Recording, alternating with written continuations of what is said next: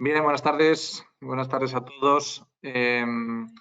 Supongo que no soy el chico más guapo que había para poder presentar la sesión de Derecho Fiscal, pero aún así voy a pretender hacerlo de la mejor manera posible. Este extraordinario Congreso de la Abogacía Joven Madrileña, que con tantísima ilusión hemos organizado desde la Junta de Gobierno de AJA. Muchísimas gracias a Pilar Vilella, que lo ha coordinado todo.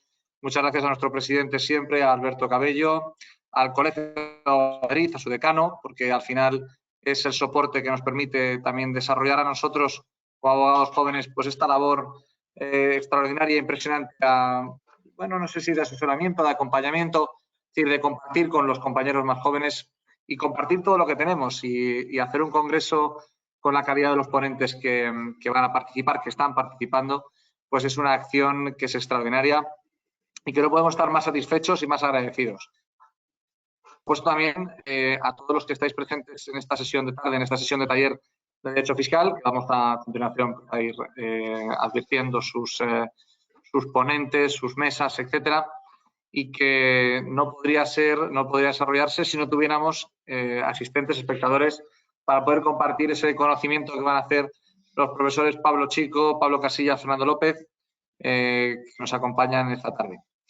Sabéis que la labor que hace AJA es una labor importante, una labor esencial en la vida del colegio y que desde luego os animamos todo lo posible a que participéis en las actividades que desarrolla AJA, a que compartáis también con nosotros, pues cuando nos deje esto de la pandemia otra vez de vuelta a los networking, actividad física, no solamente la actividad formativa que tan buenos resultados nos está dando.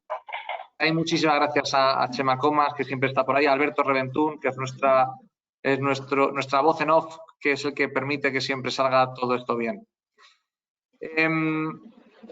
Aparte de AJA, que es importante en la cuestión referida en particular al Congreso de Abogacía Joven, también tenemos unos patrocinadores del Congreso que es importante mencionarles porque sin ellos tampoco podríamos desarrollarlo, ¿no? En este sentido, pues a la Mutualidad General de la Abogacía, a Nueva Mutua Sanitaria, a Derecho Práctico, a Alier Abogados, que está aquí Laura. No va a haber nadie que pueda hablar mejor de Alier que Laura Blanco, que ahora os pasaré, le daré la palabra. A Jericó y Muro Abogados, a la UNIR, al Banco Santander y al ISDE. Muchas gracias a todos ellos también por la labor que hacen de patrocinio y que gracias a ellos pues, hemos podido desarrollar este congreso. Y bien, en este momento pues, le cedo la palabra a Laura, que mejor que ella nadie va a poder no solamente hablar de su despacho, sino también hablar pues, del programa de formación que realizan con jóvenes abogados y que al final es lo que nosotros queremos también, ¿no? Y que los jóvenes abogados, los reales, sepan que hay vida más allá de un máster de acceso y de largas colas del INE, ¿no? Laura, todo tuyo. Muchas gracias, Gabriel. La verdad es que para nosotros es un honor formar parte de este primer congreso de la abogacía joven de madrileña. Como bien dices, nosotros somos un despacho que apostamos muy fuerte por la formación de los jóvenes promesas de la abogacía, que además tenemos, para que os hagáis una idea, nuestra media de edad son unos 30 años, con lo cual somos un equipo muy, muy joven y apostamos por ello porque creemos además que las nuevas generaciones tienen mucho que decir en el mundo de la abogacía, tienen mucha capacidad para adaptarse, pues por ejemplo, a las nuevas tecnologías, algo que en el ámbito legal pues todavía cuesta mucho hacerse a que esas nuevas tecnologías y a comunicarse con los clientes a través de esas nuevas tecnologías. Estas nuevas generaciones lo llevan en la sangre y para nosotros es algo esencial. Además, bueno, pues de las formas nuevas de comunicarse, ¿no? Las nuevas generaciones, también cada vez nosotros tenemos clientes más jóvenes que nos demandan nuevas formas de comunicarnos, ¿no? Y entonces, bueno, pues apostando por estas nuevas generaciones, pues creemos que podemos darles una voz y darles posibilidad de desarrollarse profesionalmente, ¿no? Nosotros en Alier Abogados, como os decía, somos un despacho que como marca llevamos poco tiempo, pero sí que llevamos más de 40 años vinculados al mundo de la empresa, por lo tanto, hemos pasado por muchas fases y hemos conocido a muchas generaciones, ¿no? Pero siempre creemos que el nuevo talento es algo que hay que fomentar, al que hay que ayudar y hay que nutrirse y dejar que ellos también se nutran de nosotros, ¿no? Qué mejor manera de aprender los unos de los otros. Ellos, bueno, pues a través de la experiencia que obtienen en los despachos y nosotros de ellos, bueno, pues de las nuevas formas de hacer las cosas, de la nueva visión que tienen, que la verdad que en nuestro caso es una gozada. Nosotros tenemos siempre un plan de, como decías, de formación de nuevos abogados, que suele durar un año y que les permitimos hacer con nosotros las prácticas del máster de acceso a la abogacía y la verdad es que la experiencia es inmejorable. Los 2 años que llevamos haciéndolo estamos encantados y la verdad es que todos han acabado incorporándose con nosotros a trabajar, con lo cual el éxito es el 100%. Y nada, pues yo soy la socia directora del área de fiscalidad, con lo cual, bueno, pues hoy estoy muy interesada en la ponencia que van a desarrollar Pablo Casillas, Fernando López y Pablo Chico, que creo que además la temática que habéis elegido es muy acertada, en tanto que es algo que afecta, vais a hablar de la vertiente legal, pero también de los abogados, pero también afecta a otros muchos sectores que hacen estas mismas prácticas a través bueno, pues ya sean artistas, ya sean otro tipo de empresarios, con lo cual no es algo que solo nos afecte a los abogados, sino nos puede afectar a cualquiera de los clientes que podemos tener cada uno en el despacho ahora mismo. Así que, bueno, pues no me extiendo más. Muchísimas gracias por permitirnos participar en este congreso y te devuelvo la palabra, Gabriel, para que presentes a estos 3 figuras. Muchas gracias, Laura. Pues, y gracias no solamente por cederme de vuelta la palabra, sino por lo que has compartido con nosotros, con los abogados jóvenes, ese espíritu, esa ilusión por el trabajo, por incorporarse a la vida profesional, ¿no? Y que al final es lo que todos los que estamos aquí yo creo que compartimos, ¿no? Un amor por el derecho, cada uno desde una visión, algunas distintas. Pues hombre, alguien como el profesor Pablo Chico de la Cámara, pues ya desde la atalaya del derecho y otros pues intentando aprender y otros del ejercicio.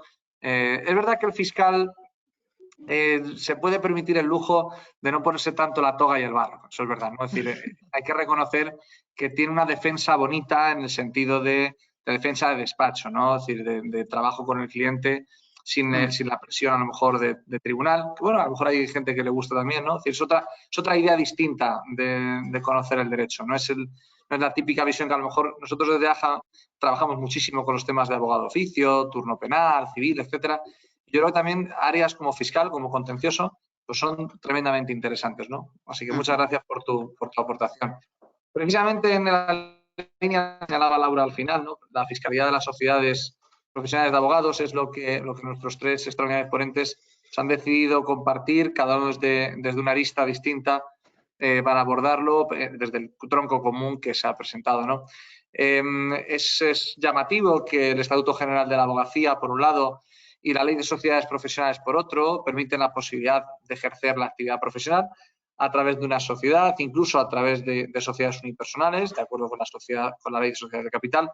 Pero, sin embargo, la Administración es muy reticente a admitir la constitución de sociedades mercantiles por entender que la labor que realizan los abogados es personalísima, lo que requiere que su ejercicio personal, mediante, en el mejor de los casos, una comunidad de bienes, lo que llevará a tributar de forma individualizada. Llama la atención esa solución, por ejemplo, que generaría un efecto de estigmatización de las sociedades profesionales. Eso podría ir en contra del espíritu precisamente de la aprobación de la Ley de Sociedades Profesionales. Vamos a advertir muchísimas cuestiones de absoluta relevancia, pero además de una relevancia importante para el desarrollo de la actividad profesional, ¿no? Es decir, yo creo que no han podido elegir nuestros ponentes un mejor tema que pueda entroncar el elemento del ejercicio profesional de la abogacía con el ejercicio de la práctica fiscal, ¿no? Así que en ese sentido os doy las gracias a los 3 por la elección tan extraordinaria del tema. Y sin más dilación, pues paso a presentar al primero de nuestros ponentes, el profesor Pablo Chico de la Cámara, con el que tengo no solamente el honor y el gusto de sentirme su amigo y su compañero de aula, eso sí, a distinta altura, ya se pueden ustedes imaginar que yo soy casi el becario del profesor Pablo Chico, pero no me honro desde luego en compartir universidad con él y academia con él, ¿no? Amén de ser catedrático de la Universidad Rey Juan Carlos, ser director del departamento, además del Departamento de Derecho Público del Estado, es abogado colegiado, es árbitro de la Corte de Arbitraje de la Comunidad de Madrid, es miembro de la Asociación Española de Asesores Fiscales, es académico de la sección de Fiscalidad de la Real Academia de Jurisprudencia y Legislación, miembro de la Asociación Europea de Profesores de Derecho Tributario, miembro de honor del Consejo Superior de Doctores. Le gustan mucho los temas de deporte, esto tengan ustedes en cuenta, aunque Lo único, bueno, que tiene la gran suerte de ser de un buen equipo. Esto, por encima de todos los bienes que tiene le vanagloria aún más, y me vanaglorio yo de ser su amigo en este sentido.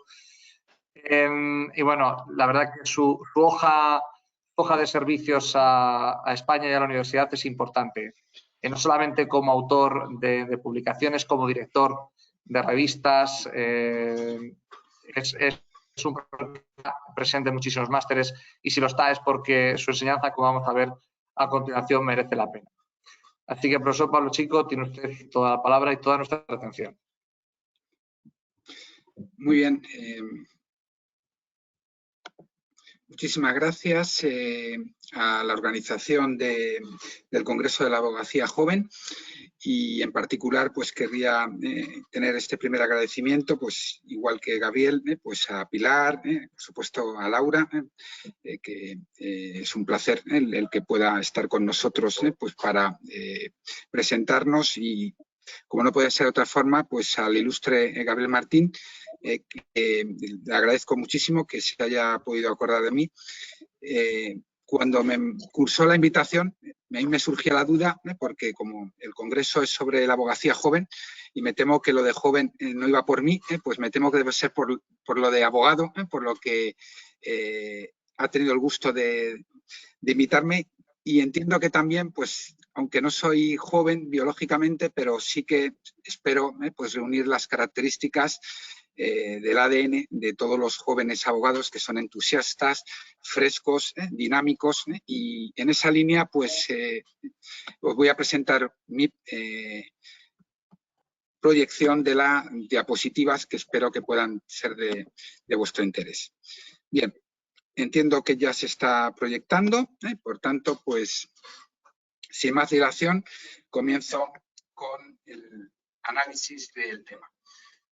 Bueno, como muy bien ha encabezado Gabriel esta ponencia, pues efectivamente llama ciertamente la atención que el profesional, pues desde un punto de vista teórico, pues parece evidente que desde el punto de vista mercantil no tendría ninguna dificultad para poderse constituir como sociedad, como ahora veremos, pero sin embargo, pues es una operación de alto riesgo.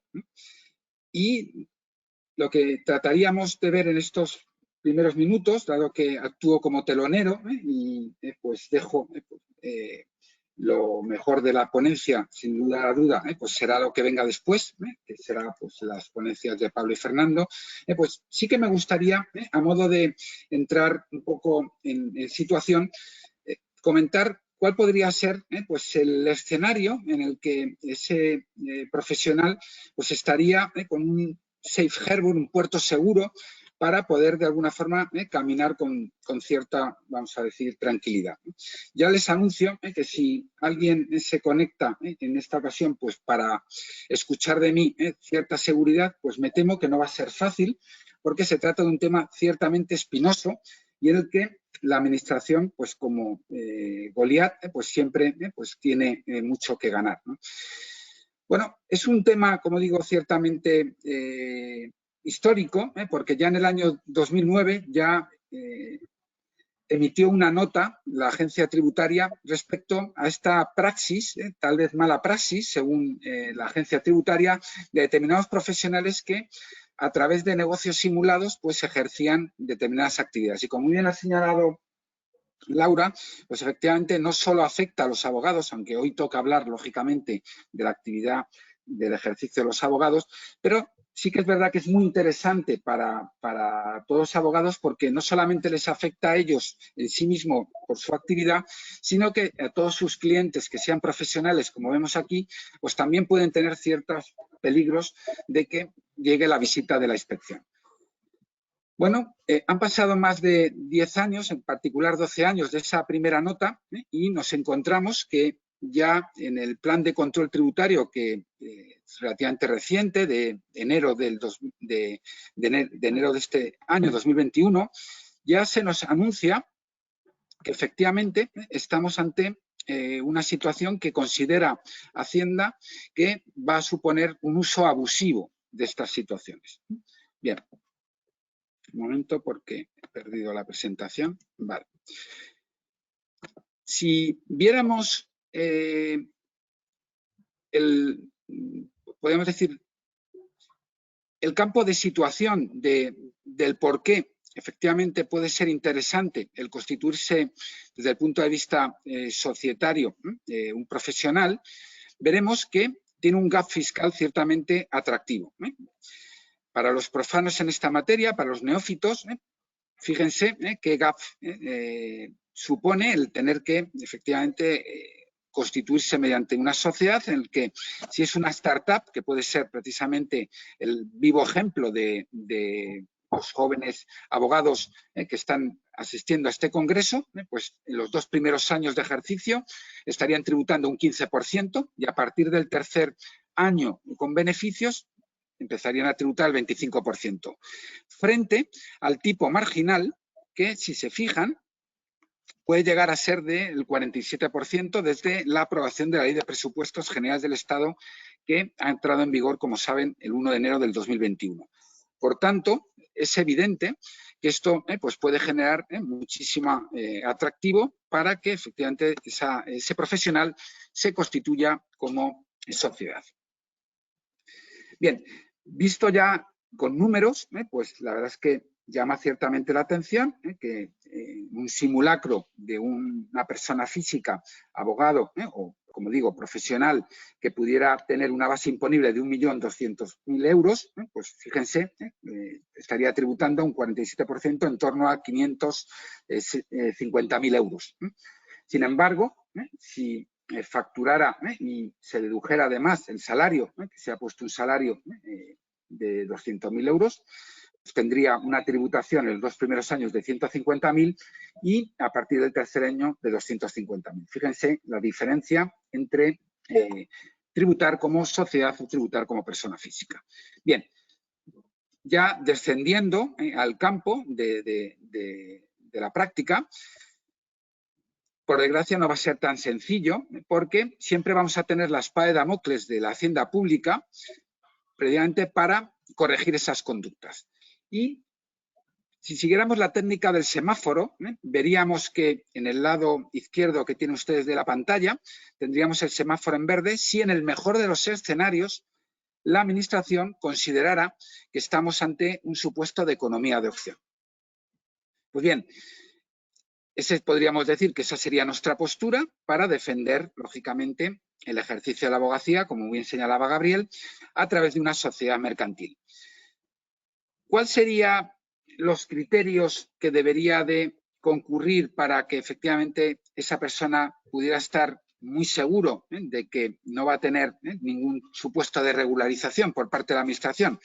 Bueno, pues así, a grosso modo, aunque ahora los desarrollaré con un poquito más de detalle, tendría que aportar medios materiales y humanos, lo que llamamos infraestructura.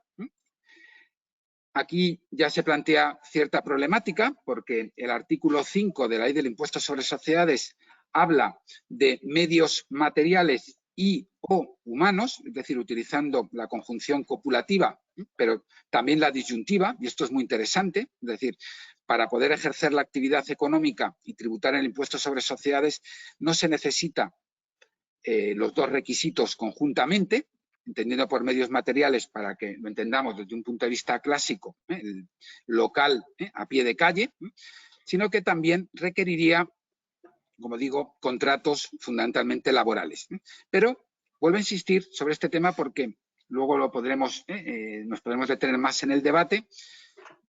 La Ley del Impuesto sobre Sociedades no obliga a tener que tener estos dos requisitos para considerar que tiene infraestructura suficiente para poder ejercer a través de una sociedad mercantil. En segundo lugar, tendrá que aportar que hay un motivo económico válido para la constitución de esa sociedad, luego volveremos a insistir en ello, y esto también es un tema ciertamente controvertido, tendrá que facturarse siempre ese sujeto que ha realizado ese servicio a la sociedad a través de lo que se denomina técnicamente como un ajuste secundario. Y tendrá que facturarse a precios de mercado. Y ahí es donde están los grandes problemas, como luego podremos comentar. Bien, si nos fuéramos al otro lado de la trinchera, en el que probablemente nos vamos a encontrar a una administración tributaria desconfiada, que considera que se ha hecho claramente de forma simulada, en estos casos va a señalar que esa constitución, esa sociedad, en realidad no tiene propiamente causa negocial. Recuerden que el artículo 1275 del Código Civil señala que cuando tenemos un negocio sin causa o con causa ilícita no produce efectos jurídicos y por eso sería muy importante que tengamos medios materiales y humanos.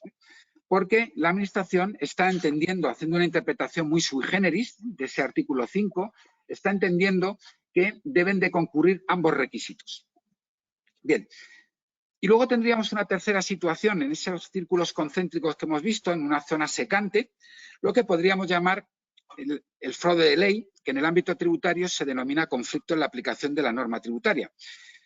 En mi opinión, estos casos fundamentalmente vendrían por la vía de las llamadas sociedades unipersonales. Como muy bien ha señalado Gabriel, es llamativo porque la propia ley de sociedades de capital permite, como no podría ser de otra forma, constituir una sociedad con un único socio. Sin embargo, aquí es donde podríamos tener ciertos problemas con la Administración porque está exigiendo de alguna forma que demuestre que esa constitución de una sociedad tiene un valor añadido, adicional, de la realización de ese autónomo propiamente como persona física. Con lo que difícilmente se podrá justificar cuando somos el único sujeto de esa sociedad, con lo que podríamos directamente, en lugar de haber facturado a través de una sociedad, haber facturado a través de el autónomo como persona física profesional. Bien, señalándolo esto desde este punto de vista, tenemos también jurisprudencia, si queremos hacer ese pulso a la Administración, tenemos jurisprudencia que nos puede ayudar precisamente a defendernos de esta situación que podríamos calificar de injusta. Tenemos, por un lado, jurisprudencia comunitaria, también del Tribunal Supremo y de la propia Audiencia Nacional. Del Tribunal de Justicia de la Unión Europea hay alguna sentencia ciertamente llamativa, como es Halifax, no tengo mucho tiempo, pero sí me voy la voy a sintetizar en una frase que yo considero que es ciertamente muy llamativa, que viene a decir básicamente como que cuando ese obligado tributario tiene dos opciones y son las dos perfectamente legítimas, nada le obliga a tener que maximizar en el pago de impuestos, es decir, nada le obliga a tener que elegir aquella que en realidad le supone una mayor carga tributaria. El propio Tribunal Supremo, también apelando al 1255 del Código Civil, señala la posibilidad de poder elegir, por el principio de autonomía de la voluntad de las partes, cualquiera de las opciones que son perfectamente legítimas, sin llegar a realizar un fraude de ley. Y hay también una jurisprudencia ciertamente interesante de la Audiencia Nacional que ha utilizado o ha acuñado una expresión que me parece ciertamente interesante, que lo denomina el principio del mayor gravamen o de economía de opción inversa, que va precisamente la línea que comentábamos en el caso Halifax, en el que sorprende que la Administración, cuando ese obligado tributario tiene dos opciones, parece que la única opción viable es precisamente la que le supone una mayor carga tributaria. Bien, visto desde esta perspectiva, me voy a centrar fundamentalmente, por si alguien tiene efectivamente algún problema desde este punto de vista con la Administración, en aquellas situaciones en las que la jurisprudencia ha dado, podríamos decir, un espaldarazo a esta forma de actuar a través de sociedades mercantiles. En particular, me querría centrar en las de la Audiencia Nacional, que ven sobreimpresionadas en la diapositiva, la última del 2017, una celebrity precisamente de una televisión, que ya no solamente son profesionales, sino incluso a nivel de empresarios, pues también han salido airosos de esa situación. Aunque no quiero engañar, en la mayor parte de las ocasiones que ha tenido ocasión de pronunciarse fundamentalmente el Tribunal Supremo, ha sido precisamente para reafirmar o casar la actuación de las inspecciones tributarias que han tenido lugar respecto a inspecciones fundamentalmente, además, de grandes despachos de abogados. Bien, Pongo también el foco de atención en el Tribunal Superior de Justicia de Murcia, que de una forma elogiable pues también ha roto una lanza en favor precisamente del ejercicio de la profesión a través de sociedades mercantiles. Pero, por desgracia, ese no es el panorama actual. Hay que reconocer que estamos ante una situación ciertamente complicada, y si me preguntara a mí un cliente qué debería hacer, pues yo le diría, plantee usted una consulta de la Dirección General de Tributos para ver si efectivamente le autoriza a constituirse como sociedad mercantil para ejercer la actividad profesional. Pues bien, ya les adelanto, si se quiere ahorrar el tiempo, como ven en esa doctrina profusa de la Dirección General de Tributos, que viene de alguna forma a vetar el ejercicio de la profesión a través de sociedades mercantiles. Y lo que le viene a decir básicamente a ese abogado que se quiere constituir como sociedad mercantil con otros abogados es, mire, usted está realizando una actividad personalísima y, de acuerdo al Código de Comercio, quiero que sepa que el Código de Comercio está pensado fundamentalmente para actividades empresariales y la suya no lo es. Por tanto, usted la vía que tiene es constituir una comunidad de bienes si lo que quiere efectivamente es aunar capital y trabajo con otros socios. Y eso sí, va a tener, lógicamente, que individualizar esas rentas a través del régimen de atribución de rentas que tenemos IRPF. Es decir, va a tener usted que tributar a su tipo marginal.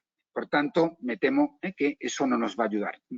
Ahora bien, llama la atención que tenemos también un safe harbor para los derechos de imagen, en el que, como saben, la regla 85.15 permite que ese 15% que se paga de derechos de imagen no tribute en España. Sin embargo, pues parece que el legislador tributario no ha considerado oportuno establecer que, y la imagen también es personalísima, por tanto, si se permite desde el punto de vista del derecho de imagen, pues llama la atención que luego, sin embargo, no se pueda constituir sociedades para el ejercicio profesional. Pues bien, me quedo con este cuadro, que es ciertamente llamativo, porque viene un poco a abrir los ojos a aquellos sujetos que fuerzan esa situación y dicen, bueno, sé lo que dice la Administración, pero no estoy de acuerdo y voy, de alguna forma, a justificar la razón de ser del por qué constituye una sociedad mercantil.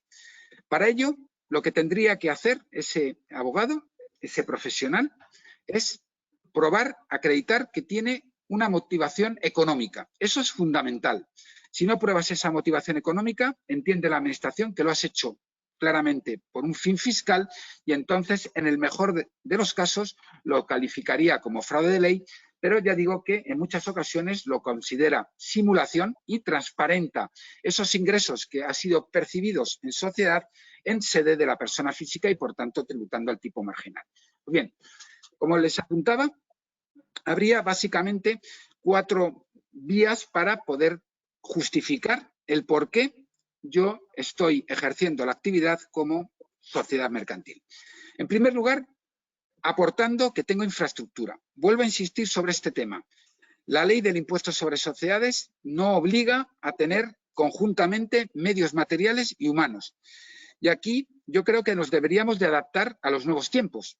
La ley del impuesto sobre la renta ya lo hizo en su momento, precisamente a efectos de las actividades inmobiliarias y consideró que no era necesario tener un local, sino que basta simplemente con contratar. Pues bien, desde ese punto de vista, yo creo que nos deberíamos de adaptar a esa nueva situación y entender que se puede ejercer perfectamente una actividad económica con medios humanos, sin necesidad de medios materiales, porque además, como hemos visto, hoy día pues se puede perfectamente hacer business sin necesidad de tener un local a pie de calle, con además los costes tan altos que supone precisamente tener un local en cualquier ciudad, como es, por ejemplo, Madrid, en el que los costes son especialmente altos. En segundo lugar, un argumento propiamente de derecho mercantil es, mire, yo me constituyo como sociedad mercantil porque quiero, lógicamente, no tener problemas respecto a posibles demandas que cursen clientes contra mi actuación como abogado. Y por eso, precisamente, esto es algo evidente que lo permite, como no puede ser de otra forma, pues la constitución de sociedades mercantiles, la responsabilidad limitada.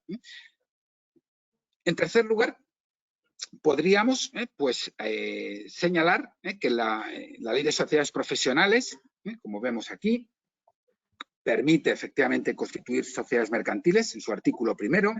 La ley de sociedades de capital también permite, como no puede ser de otra forma, la constitución de sociedades de profesionales e incluso permite las sociedades unipersonales. Y llama la atención, no sé si es que en el ámbito tributario somos una especie de Guantánamo, en el que, a pesar de que desde el punto de vista mercantil, desde la legalidad vigente, se permita constituir sociedades unipersonales, sin embargo, como bien decía nuestro moderador, están estigmatizadas de cara a Hacienda. Bien. Pero es que además el propio Estatuto General de la Abogacía, como bien señalaba Gabriel, en su artículo 28, nos permite constituirnos a través de una sociedad mercantil para el ejercicio de la abogacía. Por tanto, algo chirría cuando la propia legislación nos ampara, pero luego, sin embargo, la normativa tributaria pues parece que pone en duda esa situación. Y por último, a modo de chascarrillo, podríamos decir que también desde un punto de vista de marketing, también no es lo mismo, Luna o Pepe Autónomo que Moon and Joseph Consulting. Bien, ante esta situación tenemos, por desgracia, una contraargumentación de la agencia tributaria, porque esto, como saben, esto viene de lejos, viene ya desde el año 2009 que dictó esa nota y desde hace muchos años, pues esto es claramente una pugna con los contribuyentes profesionales que ejercen una sociedad mercantil. En primer lugar, viene a decir la agencia tributaria, usted no ha demostrado que hay un valor añadido en la realización de esa sociedad. Es decir, usted no aporta nada. Por tanto, yo les aconsejaría que cuando se constituyan como sociedad mercantil, yo creo que un buen consejo es en los estatutos recoger expresamente las funciones de cada uno para poder demostrar que efectivamente, por ejemplo, Gabriel constituye una sociedad mercantil y él es bien conocido que es experto en derecho comunitario. Y el despacho necesita también pues, a un laboralista. Pues bien, se constituye una sociedad en la que uno aporta su know-how en temas de derecho comunitario y el otro aporta su know-how en concepto de derecho laboral. Desde ese punto de vista, sí se podría demostrar que hay ese motivo económico válido distinto del propiamente fiscal.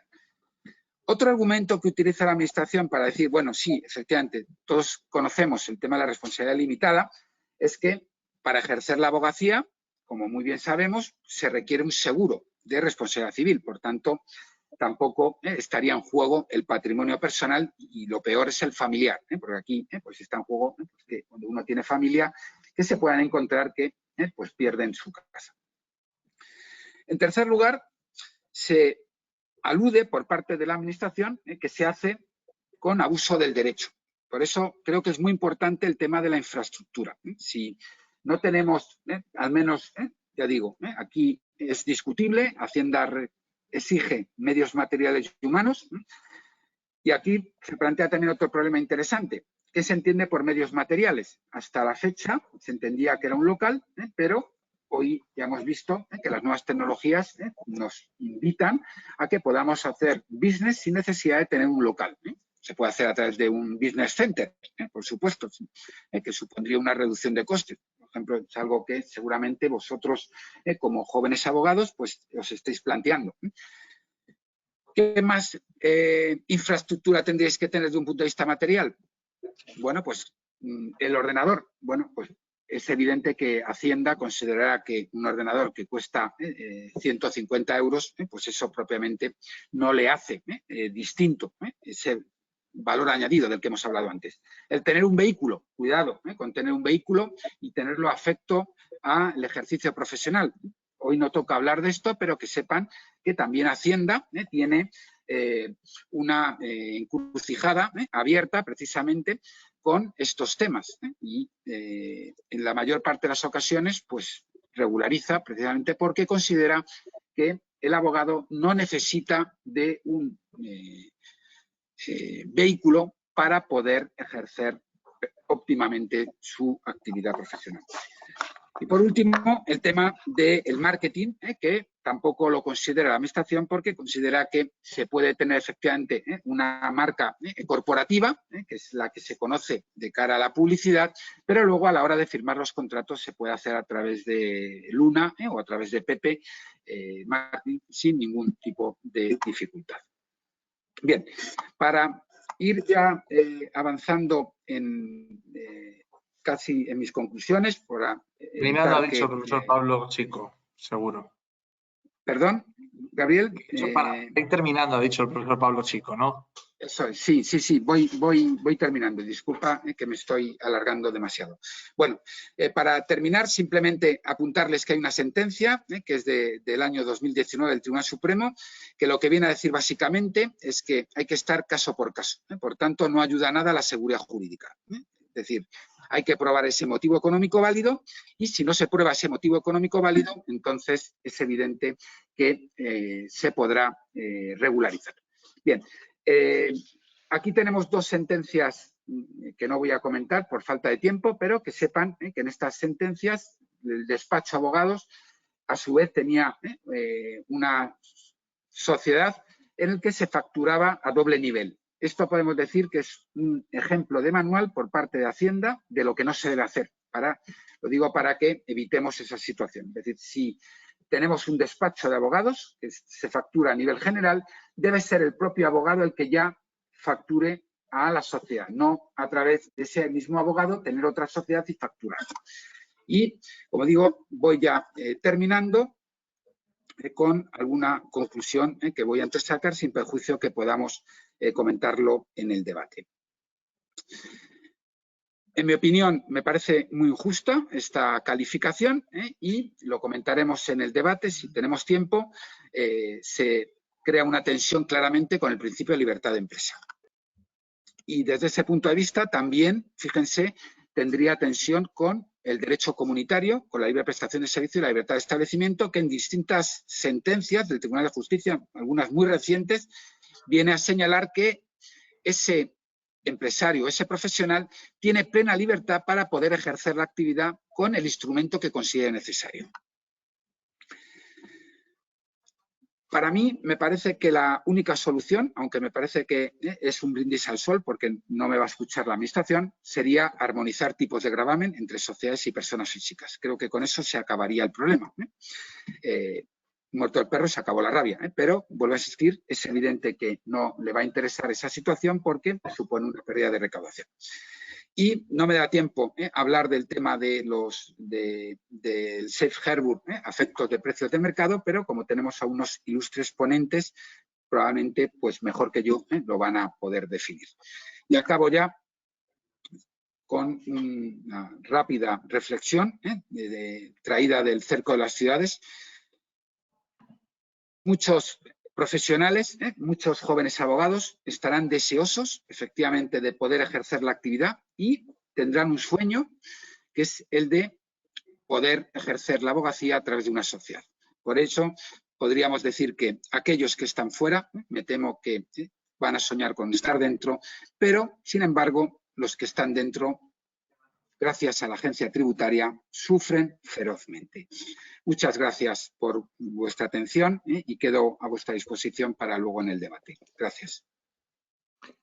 Muchísimas gracias, profesor Pablo Chico, por esta brillantísima exposición. Lamento haber interrumpido un pelín, no tenga más remedio porque si no se van a enfadar conmigo. Y efectivamente, sobre todo también para intentar llegar al debate que ya lo anunciaba, me parece que va a ser riquísimo en la medida en la que podamos tener preguntas y incluso entre los tres ponentes que estáis aquí con nosotros. Muchísimas gracias, Pablo. En segundo lugar, va a tomar la palabra, va a intervenir Fernando López.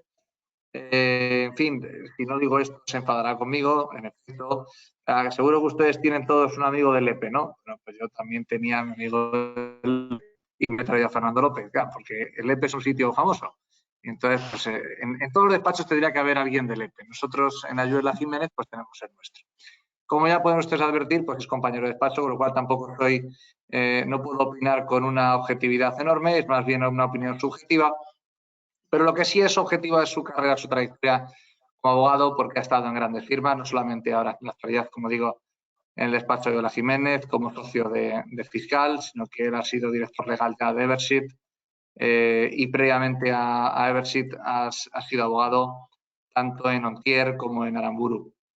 Su trayectoria académica, amén de lo de la Universidad de Huelva, en fin, no había más remedio, claro, era del EPE, tenía que ir a la Universidad de Huelva. Pero quitando eso, pues posteriormente ha realizado máster en el IE y es profesor además habitual en el CEF, en la Rey Juan Carlos y en la Universidad Europea. Fernando, millones de gracias por haber aceptado la invitación de tu humilde compañero y a que nos ilustres con tus enseñanzas, seguro.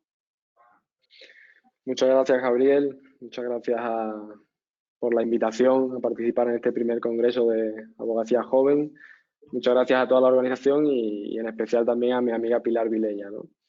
Bueno, yo cogiendo el guante del profesor Pablo Chico, a mí me gusta empezar siempre por el final y decir, bueno, pues que como conclusión podemos tomar el hecho de que únicamente sabemos en la vida dos cosas ciertas, ¿no? Y es que una, nos vamos a morir en algún momento y la segunda es que durante toda nuestra vida vamos a pagar impuestos, con lo cual cuanto antes lo aceptemos mejor y ya a partir de ahora solo podemos mejorar, ¿no? Desde el punto de vista práctico voy a intentar pues eso, canalizar toda la teoría que vayamos comentando, que a priori puede parecer que lo que recoge la normativa fiscal pues está totalmente pacífico, está totalmente claro, pero bueno, vamos a tocar un par de aspectos como son las operaciones vinculadas y la calificación del tipo de renta de los socios que participan en sociedades profesionales. Vamos a ir pasando por encima de determinados puntos para ir comentándolos y abrir el debate, ¿no? Que se presenta sin duda muy interesante. El primero de los puntos que vamos a comentar en relación a las operaciones vinculadas, el ajuste del valor que puede calificar o que puede entender la administración con que es un valor de mercado. Tenemos que tener en cuenta puntos clave, ¿no? Lo primero, la relación socio-sociedad profesional, pues sin duda es una operación vinculada y como tal se debe regir por su valor de mercado. Lanzo ya una pregunta y es que la normativa de operaciones vinculadas, el artículo 18 de la Ley del Impuesto sobre Sociedades, pues establece que siempre que el 75% de los beneficios de la sociedad profesional provengan efectivamente del tratamiento del desarrollo de una actividad profesional y las retribuciones de los socios facturadas a su sociedad profesional sean también ese 75%, parece que nos encontraríamos en un puerto seguro que antes adelantaba el profesor Pablo Chico y que yo lanzo la pregunta y la dejo para que después en el debate mis compañeros me critiquen o no, y es si realmente eso se trata de un puerto seguro. Ese ajuste primario que realiza la administración tributaria sobre el valor de mercado de las retribuciones de los socios profesionales, si eso realmente podemos considerar que estamos a salvo, ¿no?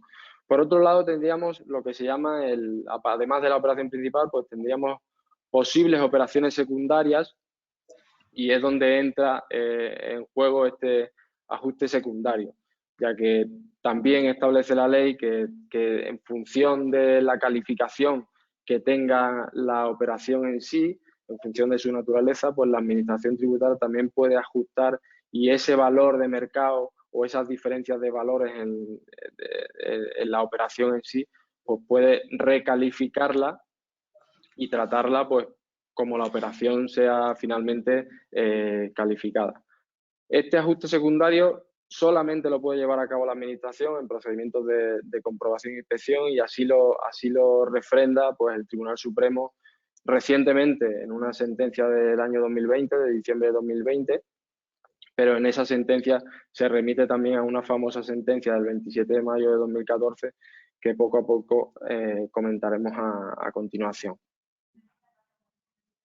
¿Cómo funciona este ajuste secundario? Pues dependerá de a favor de quién resulte la diferencia, si es a favor del socio o a favor de la entidad, y también, en principio, en función del porcentaje de participación que el socio tenga en la sociedad.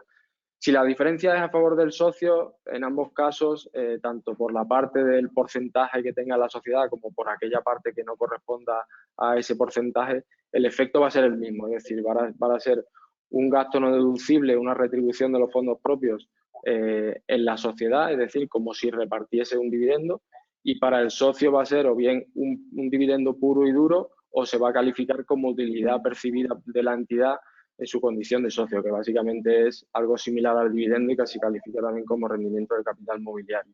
En cambio, si la diferencia es a favor de la entidad, aquí puede haber un poco más de conflicto, y es que por la parte de la diferencia que se corresponde con el porcentaje del socio en la entidad, para la entidad va a ser una aportación a sus fondos propios, con lo cual no va a tener impacto fiscal, y para el socio en sí va a ser una mayor aportación, un mayor valor de adquisición en su participación financiera. Repito que aquí en este primer punto no habría impacto fiscal. Pero ¿qué ocurre con la parte que no se corresponde al porcentaje de participación? Pues que la Administración lo venía considerando sobre la base del antiguo artículo 21 bis del reglamento del IES como un ingreso para la entidad completamente tributable y sujeto al impuesto sobre sociedades. Esta mención o este literal del artículo 21 bis del antiguo reglamento del impuesto sobre sociedades ya no existe, fue derogado por la sentencia que hemos comentado antes del Tribunal Supremo de 27 de mayo, pero es cierto que aunque se haya derogado esa parte del reglamento, la interpretación que vienen haciendo los tribunales sobre la base de lo que establece la normativa, el artículo 18 del impuesto sobre sociedades y el resto del contenido que aún sigue vigente del reglamento del impuesto sobre sociedades, pues es que ese ajuste secundario lo puede realizar la Administración sobre la base de la naturaleza de la operación y salvo que el contribuyente pueda acreditar que el motivo de esa operación es diferente, efectivamente la Administración va a considerar que por la parte que no se corresponde al porcentaje de participación del socio en la sociedad, la entidad tiene que tributar en su impuesto sobre sociedades. ¿De acuerdo? El segundo de los aspectos que me gustaría comentar en la tarde de hoy es el relativo a la calificación de las rentas a efectos del impuesto sobre la renta y su impacto en el impuesto sobre el valor añadido.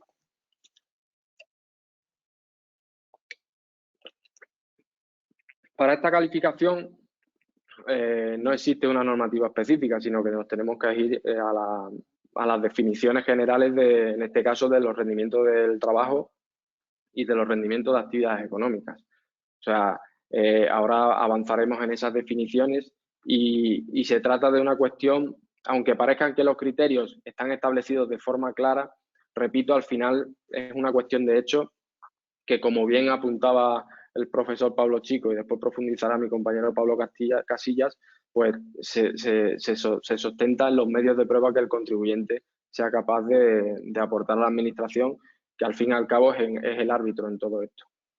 Un inciso, y es que las retribuciones que un socio pueda cobrar en su condición de socio de una sociedad profesional no tiene nada que ver y es totalmente independiente a aquellas retribuciones que una misma persona pueda cobrar por ser miembro del órgano de administración de la compañía. En este segundo caso, todas las retribuciones de los administradores se califican, porque así lo establece el artículo 17.2 de la ley del IRPF, como rendimientos del trabajo. Aquí no hay discusión, en principio, en su calificación, pero sí podríamos entrar en una profunda discusión relativa a la teoría del vínculo y si son gastos deducibles, si tienen cobertura estatutaria o no, que eso da para otro debate y otra tarde muy entretenida. Pues bien, en primer lugar, respecto a los rendimientos del trabajo, pues su calificación o su definición la tenemos recogida en el apartado primero del artículo 17 y se establece que todas las contraprestaciones que recibe una persona por su trabajo personal se calificarán como rendimientos del trabajo. Eso sí, siempre que no se califiquen, como a continuación veremos, como rendimientos de actividades económicas. Por lo tanto, la primera conclusión que podríamos sacar es que un socio profesional que recibe rentas de su sociedad, pues se podrían calificar como rendimientos del trabajo, salvo que, como veremos a continuación, se califiquen como rendimientos de actividades económicas. Los rendimientos del trabajo, a diferencia de los rendimientos de actividades económicas, están sujetos a un sistema de retención en función de un tipo progresivo que marca la ley, y que veremos cuál es la diferencia con los rendimientos de actividades económicas más adelante. Por su parte, los rendimientos de actividades económicas se encuentran regulados o definidos en el artículo 27.1, que sufrió una ampliación en su definición a partir del 1 de enero del 2015. Hasta ese momento, pues bueno, tenía parte de su definición coincidía con la de rendimientos del trabajo, porque las rentas proceden del trabajo personal, pero a diferencia de los rendimientos del trabajo, se califican como rendimientos de actividades económicas todas aquellas rentas que provengan de ese trabajo personal, pero que supongan por parte del contribuyente una ordenación por cuenta propia de medios de producción y recursos humanos. Aquí empezamos a lo que comentábamos anteriormente, pues ese debate de qué se considera como medios de producción o gestión de recursos humanos, que da también para mucho. A partir del 1 de enero de 2015, de forma concreta para los socios de sociedades profesionales, se establecieron algunos requisitos adicionales para la calificación como rendimiento de actividades económicas, y es que la actividad tiene que ser realizada, o sea, tiene que ser calificada como una actividad profesional, de las incluidas en la sección segunda de las tarifas del IAE, y además el socio tiene que estar dado de alta en el régimen de trabajadores autónomos o mutualidad de previsión social. Pues bien, aunque sobre la literalidad de todos estos artículos parece que no tendríamos que tener problemas en interpretar cuando en un caso estamos ante un rendimiento del trabajo o ante un rendimiento de actividades económicas, pues como vemos aquí, la Dirección General de Tributos durante muchísimos años, desde la famosa sentencia Colón de 1492/2008 hasta recientemente la 246/2020, y también la Administración Tributaria en una extensa nota del año 2012, pues desgranan poco a poco cuáles son esos requisitos esenciales para calificar un determinado rendimiento como rendimiento de actividades económicas o no. Pues bien, el primero de los requisitos es que se produzca una ordenación por cuenta propia. Esa ordenación se enlaza con un concepto genérico que es el de dependencia de ajenidad, es decir, cuando una persona actúa de forma independiente en su actividad o cuando depende de alguien y de una organización o de una estructura y en la que no toma ninguna decisión. Para la Administración Tributaria, el hecho de que una persona actúe profesionalmente para su sociedad, es decir, la condición de socio, es un indicio, aunque no concluyente, pero sí que es un indicio para que se califique como rendimiento de actividades económicas, porque si tú eres parte del negocio, ya parece que no existen esas notas de dependencia y de ajenidad. Y es a partir del 50% de participación en el capital social cuando de ninguna forma acepta que sean rendimientos del trabajo. En este caso siempre califica el rendimiento como de actividades económicas. El segundo de los requisitos es la existencia de medios de producción en sede del socio. Cuando un socio tiene o cuenta con medios de producción, pues como adelantábamos antes, las actividades profesionales, la abogacía, la asesoría, la consultoría, son actividades que se denominan personalísimas y que la parte importante o la parte que añade valor al servicio es la capacidad del propio socio y los medios materiales que puedan poner a su disposición. La estructura a la que pertenece pues son de escaso valor. Es por eso que aquí lanzo otro debate: ¿cuándo se entiende suficiente que existe medios de producción en sede del socio o cuándo existen suficientes medios de producción materiales y principalmente humanos en la estructura o en la sociedad profesional? Ahí dejo la pregunta y discutiremos sobre ello al finalizar. En tercer lugar, tenemos obviamente que realizar una actividad profesional. Y no solo tenemos que realizar una actividad profesional el socio y la sociedad, sino entre ellos mismos, sino también la actividad tiene que ser profesional entre la sociedad y el cliente final. Por eso advertimos que aquí se ponen de manifiesto dos relaciones jurídicas diferentes, pero en ambas dos el desarrollo de la actividad o la actividad en sí tiene que calificarse como actividad profesional. ¿Y cuándo es una actividad profesional? Pues cuando estamos entre las incluidas en la sección segunda de las tarifas del IAE. Aquí podría parecer en principio que solamente podríamos calificar como actividad profesional las relativas o las que quedan dentro del ámbito de las sociedades profesionales, aquellas profesiones que obligatoriamente tenemos que estar regidas por esta ley. Pero a efectos de Hacienda o a ojos de Hacienda, cualquier sociedad que no deba estar incluida o regirse por esta ley 2/2007 de sociedades profesionales, pero que sí desarrolle una actividad profesional, pues cumple ese criterio para que sus socios o las rentas que perciben sus socios se pueda calificar de rendimiento de actividades económicas y no de rendimiento del trabajo. Y por último, como cuarto requisito, tenemos el de que el socio esté incluido en el régimen de seguridad social de trabajadores autónomos o en una mutualidad de previsión social. En el caso de que podamos cumplir o se cumplan los 4 requisitos esenciales interpretados por la Administración, pues estaremos ante rendimientos de actividades económicas, y en caso contrario, de que no se cumplan alguno de esos requisitos, pues estaríamos ante rendimientos del trabajo.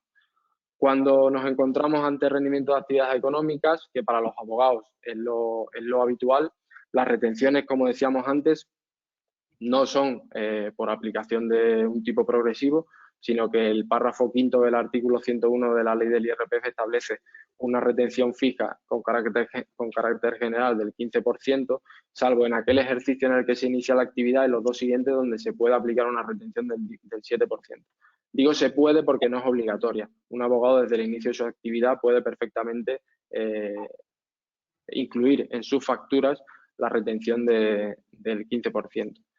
Y una vez que definimos que los rendimientos o que las rentas percibidas por los socios profesionales se califican como rendimientos de actividades económicas, pues abrimos otro melón, como se suele decir, y es si esos rendimientos están sujetos a IVA o no.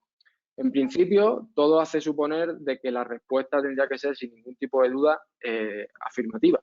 Con lo cual, siempre que tuviéramos un abogado que pertenezca a una sociedad profesional y que factura su sociedad como rendimiento de actividades económicas, esas facturas deberían de estar sujetas a IVA. Pero la interpretación que hace Hacienda de eso es que no es una calificación automática y que el análisis de IRPF y el análisis de IVA debe realizarse de forma separada. Con lo cual podría darse el caso de que tuviéramos un rendimiento de actividades económicas que no estuviera sujeto a IVA. Para analizar esta segunda pata del impuesto sobre el valor añadido, pues tenemos que irnos lógicamente a la calificación de empresario profesional. ¿Qué se entiende por un empresario profesional? Pues como toda la normativa tributaria, claramente pues es la persona que realiza actividades empresariales o profesionales. ¿Y qué se entiende por una actividad profesional o empresarial? Pues nuevamente volvemos al concepto de ordenación por cuenta propia.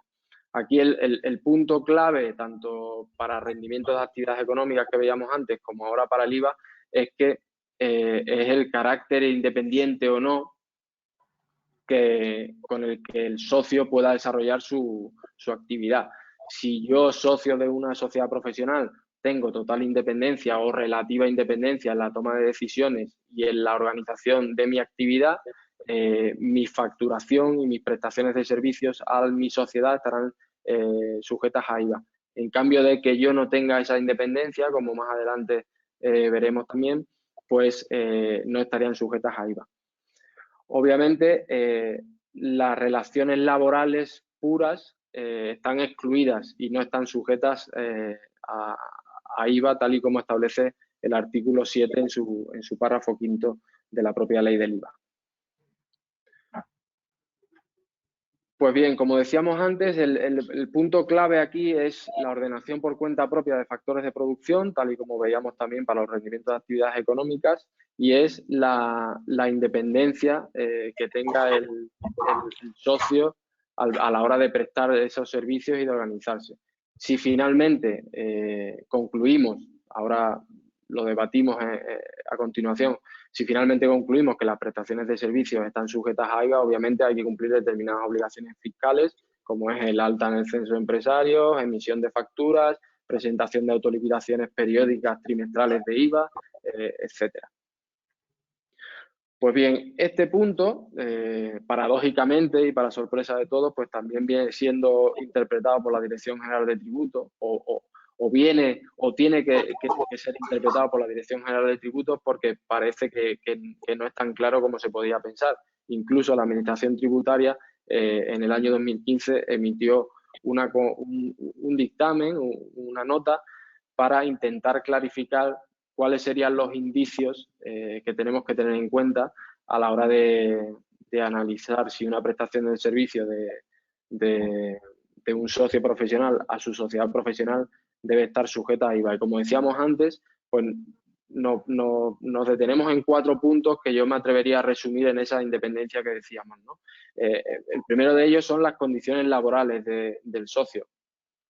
Si el socio se organiza él mismo su trabajo, pues obviamente tiene total independencia y eso nos llevaría a pensar que sus prestaciones de servicios están sujetas a IVA. El socio tiene que estar o no integrado en una estructura y en esa estructura pues él puede tomar decisiones a la hora de organizar su trabajo, sus horarios, su actividad, sus reuniones, sus vacaciones. Entonces, si él puede tomar todas esas decisiones sin tener que dar explicaciones o sin tener que depender de una estructura y de organización más acotada, pues lógicamente eso también nos lleva a concluir de que sus prestaciones de servicios estarían sujetas a IVA. Las condiciones retributivas, es muy importante saber si esa persona, si el socio, pues sus rentas, sus rendimientos de actividades económicas, podríamos calificarlos directamente como rendimientos de actividades económicas, pues dependen de la actividad y del resultado de la organización, si están ligados al éxito o no de la actividad que desarrolla la propia sociedad profesional. Y por último, la responsabilidad contractual de la actividad que desarrolla el socio frente a los clientes. Al final, y por concluir en mi parte y darle paso a mi compañero Pablo Casillas, pues me atrevería a decir que aquí lo importante es dónde y quién aporta valor a la prestación de servicios y a las necesidades finales del cliente.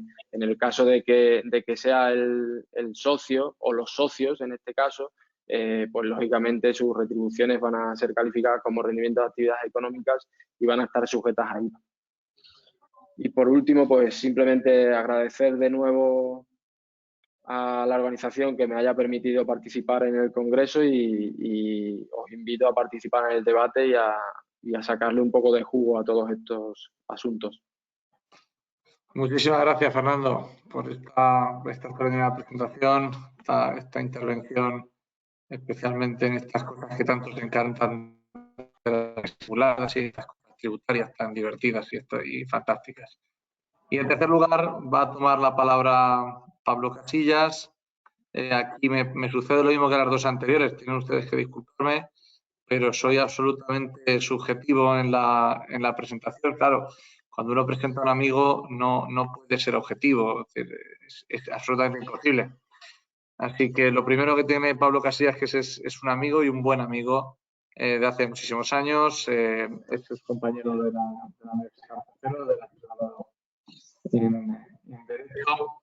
Luego, posteriormente, pues hizo el máster de acceso y el máster de tributación del CEF. También en SADE ha hecho curso.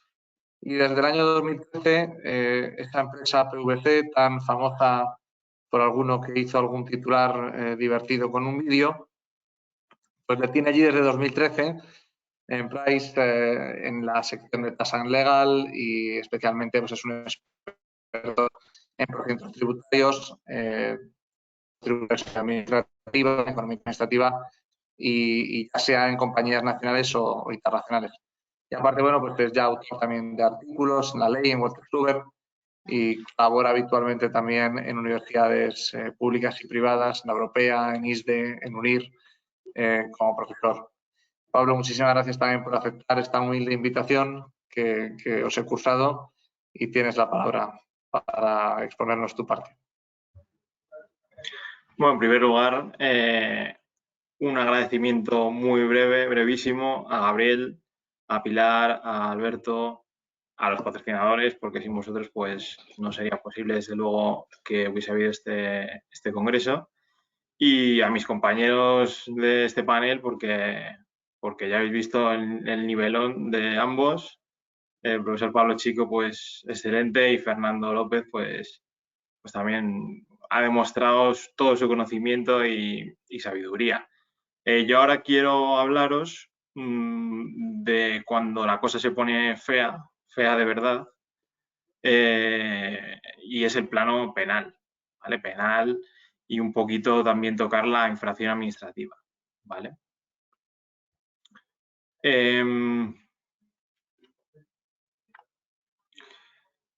Hemos estado comentando previamente, el profesor Pablo Chico ha comentado muy bien, el semáforo, ¿no? De los distintos escenarios en los que nos podemos encontrar ante la administración, ¿no?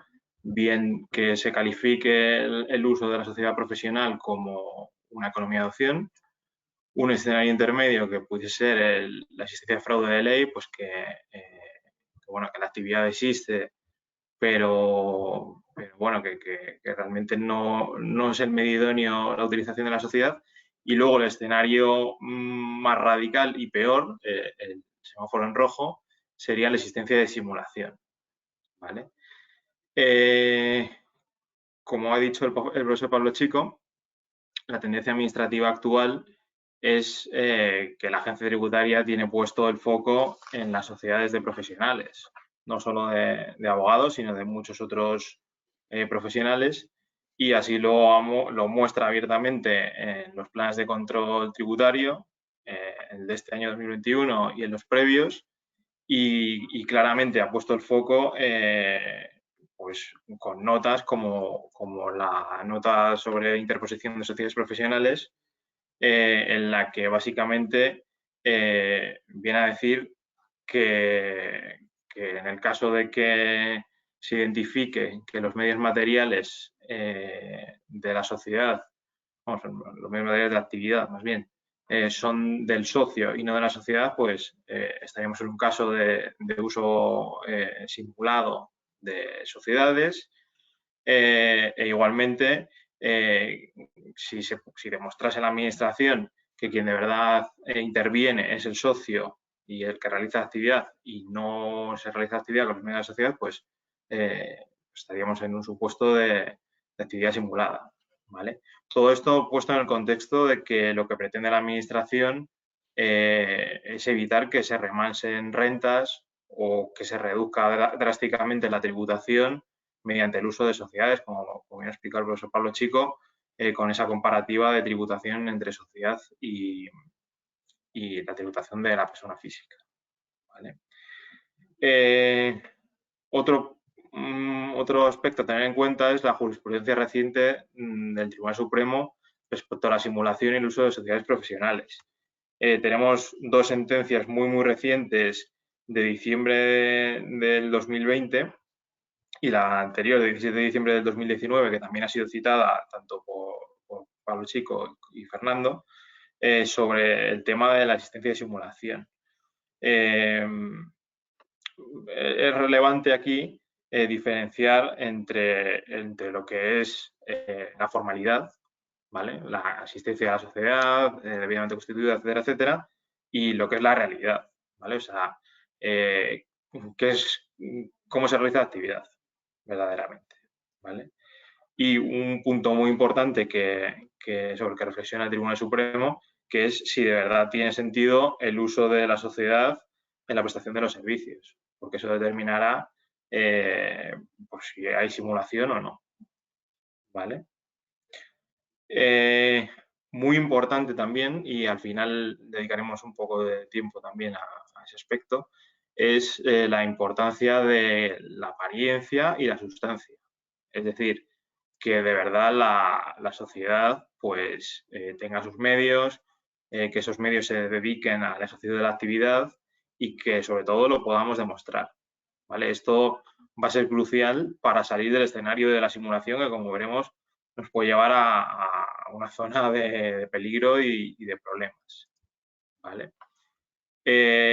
Y muy vinculado con la posible existencia de delito, es la sancionabilidad en caso de que haya simulación. En principio, el hecho de que exista simulación conlleva en que ha habido una actuación dolosa del contribuyente, ¿vale? Y esto nos sitúa en un escenario de infracción administrativa y de sanción, ¿vale? Estamos en un escenario principalmente de defecto de ingreso de cuotas tributarias, ¿vale?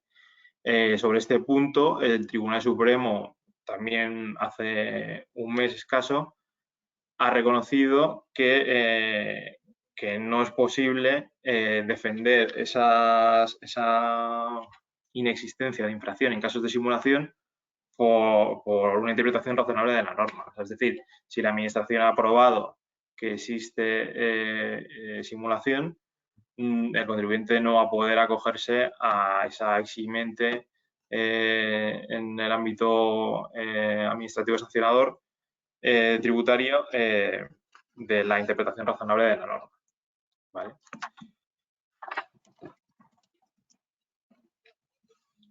Por dar unas pinceladas muy breves, por un lado tenemos lo que sería la infracción tributaria, ¿vale? Que es que el contribuyente haya dejado de ingresar de forma voluntaria, ¿vale? Principalmente, y es necesario que esté tipificado legalmente, ¿vale? Y que exista una sanción para esa infracción. Tiene que estar prevista cómo es la sanción para esa infracción y, muy importante, el hecho de que exista culpabilidad, ¿vale? Esa culpabilidad, en el caso de la simulación, estaría más en el escenario del dolo, de una conducta dolosa, que en el de negligencia, ¿vale? Que sería el escenario, pues, de no simulación y de pues, una infracción, digamos, un poquito más liviana, ¿vale? Por otro lado, tenemos el delito contra la hacienda pública, como por todos es conocido, con un umbral monetario de 120.000 euros, ¿vale? De cuota defraudada o de una devolución obtenida de forma ilícita, que nos lleva ya a descartar que en algunos supuestos, pues, pese a que pudiese haber habido dolo, esa conducta no sería susceptible de castigo penal por no haberse superado estos 120.000 euros de umbral mínimo, ¿vale? ¿Qué es necesario aquí? Y por eso cobra mucha importancia la simulación, que tiene que existir dolo del contribuyente, ¿vale? Esto nos sitúa también en el ámbito de las sanciones tributarias más graves, ¿vale? Porque, por ejemplo, la sanción del artículo 191 de la Ley General Tributaria, para situarnos en el escenario de infracción grave, requiere que la cuantía dejada de ingresar sea superior a 3.000 euros y además que haya habido ocultación. Si hay simulación, pues en principio habrá ocultación, ¿vale? Y bueno, en definitiva, pues no hay grandes diferencias, como podéis ver, entre la infracción tributaria y el delito, más allá del umbral de la cuantía. Y el elemento, digamos, clave sería la existencia de dolo, ¿vale? Por eso, en los supuestos en los que haya simulación, como digo, podemos estar en un escenario de delito fiscal, ¿vale? Siempre que se supere la cuantía de 120.000 euros. Más tips sobre delito fiscal. El tipo penal, en este caso, es dejar de defraudar o causar un daño patrimonial a la hacienda pública, ¿vale? Está castigado con una pena de prisión de 1 a 5 años y con multa del tanto del sextuplo de la cuantía defraudada, ¿vale? Además, hay una pena accesoria, que sería la posibilidad de obtener subvenciones o ayudas públicas en un periodo de 6 años, tenemos a mayores un tipo que es el agravado que establece que en los casos en los que la cuantía defraudada supere los 600.000 euros, la pena de prisión se aumentará, ¿vale? En vez de ser de 1 a 5 años, podrá ser de 2 a 6 años. Y aquí hay un aspecto que desde el punto de vista, sobre todo tributario, interesa tener bien situado, es la prescripción, ¿vale? Porque cuando estamos en el escenario de delito agravado, la prescripción pasa de 5 años a 10 años, ¿vale? Lo que implica esto es que, a pesar de que pudieran haber prescrito desde el punto de vista administrativo esos defectos de ingreso, ¿vale? Esas conductas del obligado tributario de dejar de ingresar, que la prescripción desde el punto de vista tributario son 4 años, la Fiscalía tendría, y la Abogacía del Estado tendría hasta 10 años para poder investigar esta conducta, ¿vale? También se aumenta la multa como castigo hasta el doble del sextuplo de la cuota defraudada, ¿vale? Y también, consiguientemente, la pena accesoria de no obtener subvenciones o ayudas.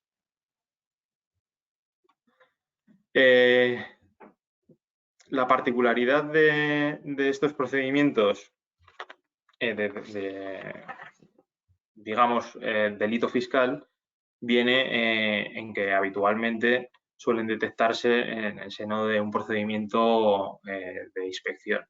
Como ha dicho previamente Fernando, pues normalmente el análisis de las estructuras de sociedades profesionales se realiza en inspección y en ese caso podría suceder que la Administración considerase que por la cuantía dejada de ingresar y defraudada y por la existencia de simulación y dolo en la actuación del contribuyente, pudiese haber indicios de delito fiscal, ¿vale? ¿Cómo debería actuar la Administración? Pues de acuerdo con el título sexto de la Ley General Tributaria,